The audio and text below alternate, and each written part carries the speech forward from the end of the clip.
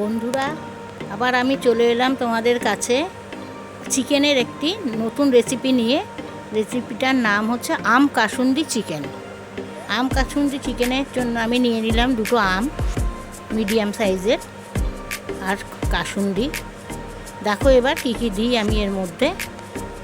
আমটাকে ভালো করে ছাড়িয়ে নিলাম। এবার ছাড়িয়ে নিয়ে এটাকে গ্রেট করে নিলাম। দুটো আম ভালো করে গ্রেট করে নেব।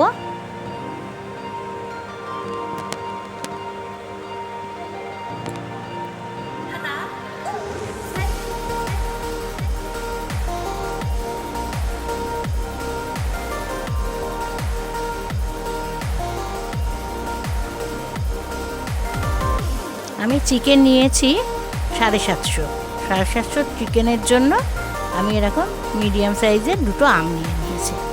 তা পুরোটা গ্রেট করব না, কিছুটা রেখে দেবো।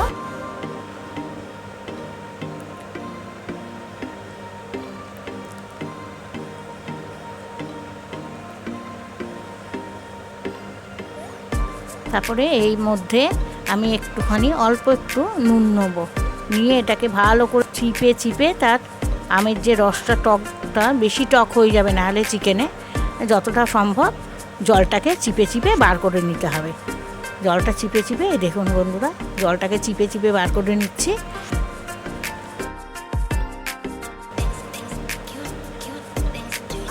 হাতের সাহায্যে, এখানে কোনো সাহায্যে বা জামা কাপড়ের মধ্যে নিয়ে করলেও হতো, কিন্তু আমি সেটা করিনি, হাত দিয়েই করেছি।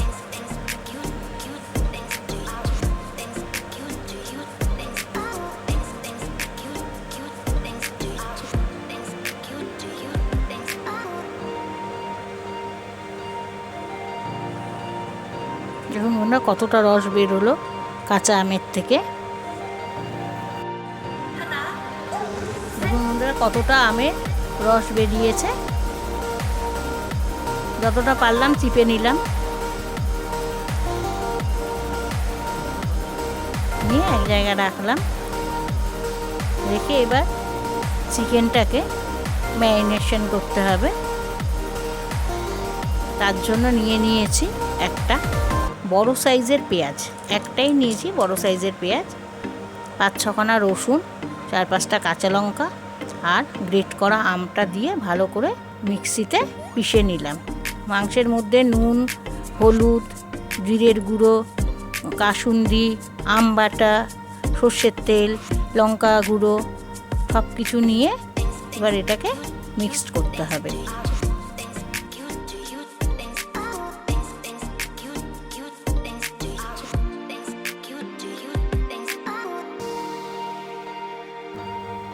ভালো করে মিক্সড করে কিছুক্ষণ রেখে দিতে হবে, 10 মিনিটের মতো। এদিকে কড়ার মধ্যে আমি দারচিনি, ছোটো এলাচ, লবঙ্গ সব কিছু দিয়ে একটু ফুটিয়ে নিতে হবে। ওই জলটাই চিকেনে দেব, যার জন্য একটুখানি ফুটিয়ে নিলে একটু লালচে ভাব চলে আসবে। এটা একটা বাটির মধ্যে ঢেলে নিলাম। এবার আমি কড়াতে তেল দিয়ে দিলাম। কড়াতে তেল দিয়ে তেজপাতা, শুকনো লঙ্কা দিয়ে দিচ্ছি আর কুচো করা পেঁয়াজ, ছোটো একটা পেঁয়াজ কুচিয়ে নিয়েছি। আর এর মধ্যে চিকেনগুলো দিয়ে দিলাম।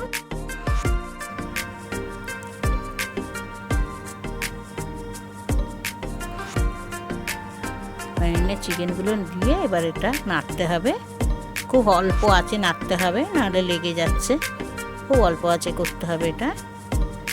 একটু ঢেকে দিলাম আর একটু বাটি ধোয়া জলটা দিয়ে দিলাম। চিকেনের যে ম্যারিনেট করেছিলাম সেই বাটি ধোয়া জলটা দিয়ে দিলাম। দিয়ে এটা এবার ভালো করে নাড়তে হবে। কাঁচা গন্ধটা, মশলার কাঁচা গন্ধটা যতক্ষণ না যাবে নাড়তে হবে। কয়েকটা কাঁচা পাকা লঙ্কা দিয়ে দিলাম চিড়ে, আর একটু নুন দিলাম আর একটু চিনি দিলাম।